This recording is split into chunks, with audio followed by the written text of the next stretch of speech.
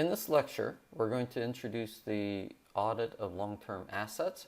Primarily, we're going to focus on the risk of material misstatement in this lecture. Keep in mind that an asset, a long-lived asset, is something such as equipment that has value beyond the current year. Therefore, what we're doing on the financial statements is we are recording the depreciation and accumulated depreciation. Basically, this is the way in which we record the consumption of the value of this asset. We also have other issues related to gain or loss on disposal, and in fact, if the asset is impaired, we're going to have an impairment loss. The significant accounts that we need to consider includes these non-current asset accounts. We also have tangible accounts such as machinery, building, and land, as well as intangible assets. These are items that have non-physical presence, such as patents, trademarks, and copyrights. Other assets associated with long-term assets include depreciation, the accumulated depreciation and the depreciation expense, as well as the impairment expense. We also have related gains and losses associated with the disposal of these accounts. The amortization expense essentially is the process where we are expensing the acquisition cost minus any residue value of intangible assets over the estimated useful life. As auditors, we're concerned with how management has identified the residue value and how they have recorded the economic life. As we're considering the long-lived assets, there are certain specific assertions that we need to be concerned with. Again, keep in mind that assertions are the implied or explicit statements of management that are embedded in the financial statements regarding the financial position of the organization. Specifically related to assets, these long-lived assets, we need to be concerned with the existence. The issue is that are there assets, the assets that are recorded, do these actually exist? Now, from a practical perspective, we're considering this from the perspective of any change in assets. Keep in mind that these long-lived assets continue from year to year. So in the current year of the audit, assuming that we have been auditing this organization for prior years, what we're interested in is any changes related to these assets in terms of acquisition, any disposal of these assets during the year. From the completeness perspective, what we're interested in is making sure that every asset that belongs to the organization is in fact recorded on the balance sheet. Rights is a specific assertion that relates to assets, and we want to make sure that if in fact the asset exists, that we have rights to these assets. And there's various reasons why we may not have rights to these assets, and we need to understand these as we are going through the audit. Clearly, from a valuation perspective, we want to make sure that the assets are recorded appropriately. Again, we are concerned with how the organization is recording the residue value and the useful life. We're also interested in making sure that there's no issues specifically related to impairment. Presentation and disclosure. From a presentation perspective, we want to make sure that items are reported as non-current. We also want to make sure that any disclosures related to depreciation method and capital leases are in fact adequate. When we are considering the risk of material misstatement, the two issues that we're concerned with is inherent risk and the control risk. So let's talk specifically about inherent risk issues. Specifically, what we want to look at is the impairment issue. Impairment essentially is management's recognition that a significant portion of the fixed asset is no longer productive, therefore it needs to be impaired. So we're recording an expense, which is a debit, and the credit essentially is writing down that asset to reflect this impairment. Now, From an audit perspective, we're concerned with this from two different perspectives. We want to make sure that management is in fact identifying and writing down assets that are appropriate. We also want to make sure that there's nothing in excess that's being done. There's a concept that we call a big bath. A big bath essentially is when the organization has a loss, is that they in fact amplify this loss by writing down assets. The idea is that when they write down these assets, they're creating a reserve that they can tap into in future periods. So the inherent risk related to asset impairment is that something that needs to be considered by management as they are investigating the assets. It's also something that the auditor needs to be concerned with, in the sense that management may in fact be using this technique to manage their earnings. When we're identifying inherent risk related to long-term assets, we need to understand that some of these issues relate to incomplete records of the asset disposal. Many times, based upon my experience, is these incomplete records are not necessarily because they're attempting to do something wrong, but just because the process in terms of identifying assets as they're ready for disposal is not necessarily appropriate and functioning as it should. In fact, the assets may in fact be disposed, but none of this information is communicated to the accounting department. Obsolescence of assets, same type of issue. We also want to understand that there is an inherent risk related to incorrect recording of assets due to complex owner structures, as well as incorrect recording of assets, possibly because the asset is recorded as an expense and not an asset, and vice versa. There may be items that should be expenses when in fact management is reporting these as assets. We also need to understand that this amortization issue is something that we need to look at, and we want to make sure that the amortization reflects the economic circumstances of the asset. The auditor needs to become aware of these inherent risks. From an auditor's perspective, we absolutely need to understand the client's business, the industry trends, and technological advances. This is the reason that the auditor, generally speaking, becomes an expert in a specific industry. So even before coming into the audit, the auditor should have an understanding of any trends that in fact will impact some of these assets. We need to review various documents, including the business plan, major contracts, minutes of board meetings, any company filings with the SEC describing actions, risks, and strategies.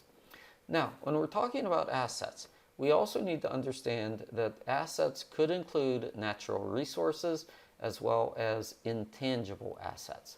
Some of the risks related to natural resources include the difficulty in identifying costs associated with discovery, the difficulty in estimating any commercially available resources, the difficulty related to estimating the reclamation cost when the client restores the property. When we're talking about intangible assets, again, we're talking about these items that do not have a physical presence. We need to understand that there are certain risks and issues from an accounting perspective related to recording these as assets. We need to understand that the determination of cost is not always straightforward. Again, many of these items become expenses, research and development, but then they are converted to intangible assets once they become commercially available, viable. Now the issue becomes is at what point does the asset become commercially viable? So identifying these costs associated with these intangible assets is not necessarily easy. We need to understand that there's legal costs related to defending the patent. We also need to understand cost from the perspective that these costs are amortized either at the lesser of the legal life or the estimated useful life. So again, There are specific complications related to intangible assets as well as natural resources, and the auditor needs to be aware of these. We also need to understand that there are specific fraud risks related to assets. Some of these fraud risks include overvaluing the assets. We also talked about the fact that in an organization that is potentially losing money, is they may over exercise their ability or over exercise the process in terms of writing down these assets to create value that they're going to tap in future periods. Again, you may want to look up the term big bath as we are considering this. Sale of the assets may not be recorded. Proceeds may be misappropriated, possibly to one of the executives within the organization. Assets that have been sold may in fact remain on the books. This may be fraud. This may possibly be simply bad record keeping.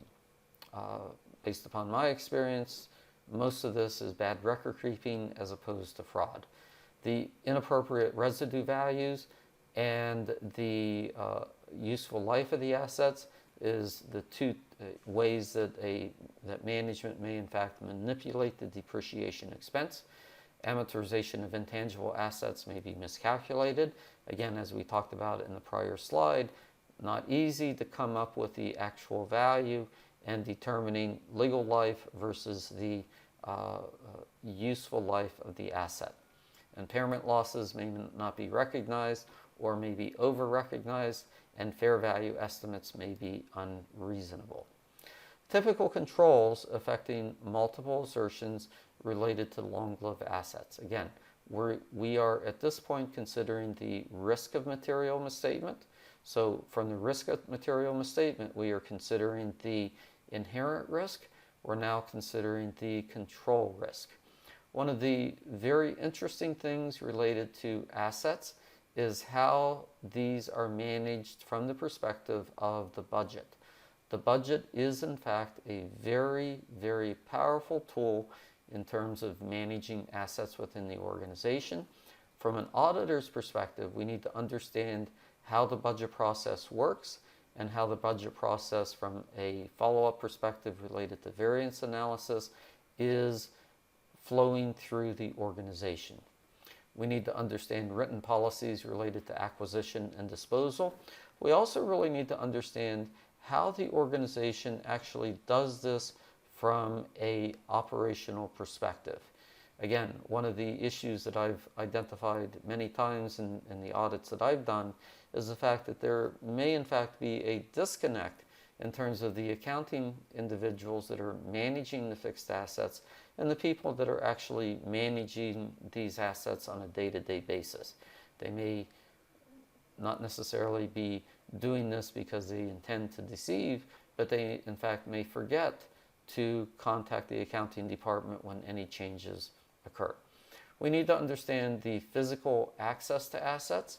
Again, one of the things that we want to be concerned with is, are these access susceptible to fraud or susceptible to being stolen either by employees or other people within the organization?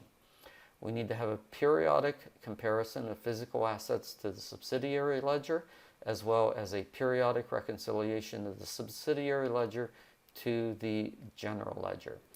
Other controls related to our tangible assets includes the existence. So doing a physical inventory of assets is going to be one of the processes that we're going to be doing. And again, as we are going from year to year, in the first year, we're clearly concerned with identifying the baseline. But in future periods, what we're interested in is changes. So identifying the changes is going to be very important as we are working through this process. What we're looking for is reasonable assurances related to purchases for authorization and valuation. We want to identify the appropriate classification of new equipment related to where it's going to be found on the balance sheet, as well as how it's going to be depreciated. Again, two terms is the residue value and the useful life. Periodic reassessment of the appropriate depreciation categories is going to be important. Controls also include identifying obsolete equipment, writing down this equipment to scrap value, reviewing management strategy related to the impairment of assets, the use of serial number asset tags with barcodes tracking the location. In fact, many organizations will use, similar to what we call a LoJack system, where there's some sort of identifier on the asset that gives a Wi-Fi address to these assets, so that the organization always knows where these movable fixed assets are. This is actually something that many of the hospitals that I've worked with use in terms of tracking these assets, making sure the organization always knows where these assets are, because in many cases these assets are going to be moving with patients and other issues related to where these assets are. So it's not always easy to determine where the asset is. But using an appropriate tracking mechanism becomes very important in terms of tracking this from an accounting perspective. Clearly is important, but also from the perspective of making sure that these assets are being used appropriately and making sure that these assets are not walking out the door in some sort of fraud scheme. Controls related to the impairment judgment. We need to systematically identify assets that are not currently in use. Well, how do we identify these? Well, this is part of the process that we're going through in terms of inquiry and observation. So as we are walking through the organization, we're going to identify items that clearly appear not to be functioning, and we want to find out, well, what's going on with these. We want to project future cash flows, and again, what we're looking for is we're wanting to determine if in fact management should be recording an impairment.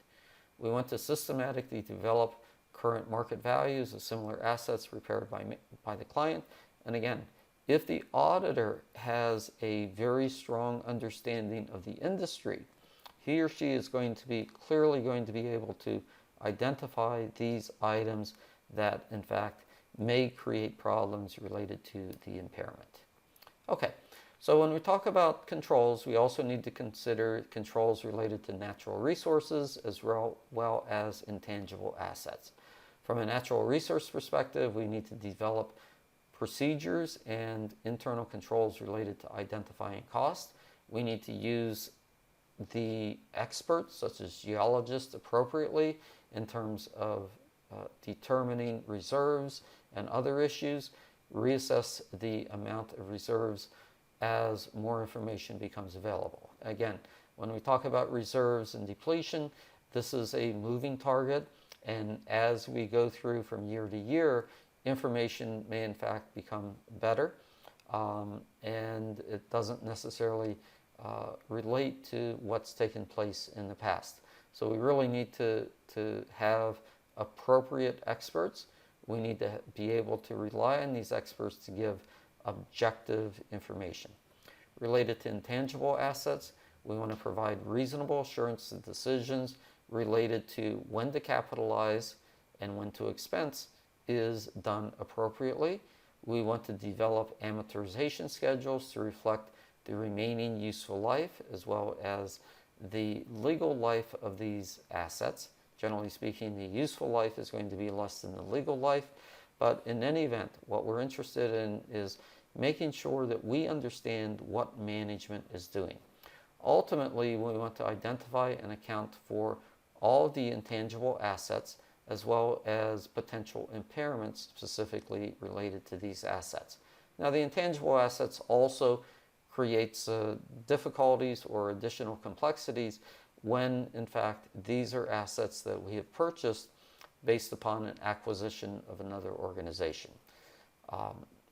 And again, the issue becomes is we need to understand where the values came from. We need to understand what experts are being used, as well as how the useful life of these assets has been determined. Okay, so in these few slides, what we've identified is the control background and the inherent risk background. And again, what we're talking about related to controls and inherent risk is specifically related to determining the risk of material misstatement. As we go through the material, what we're going to find is that the next step is determining specific substantive procedures as well as internal control procedures as we are considering these long-term assets. So I thank you very much for your time, and I'm looking forward to talking to you shortly.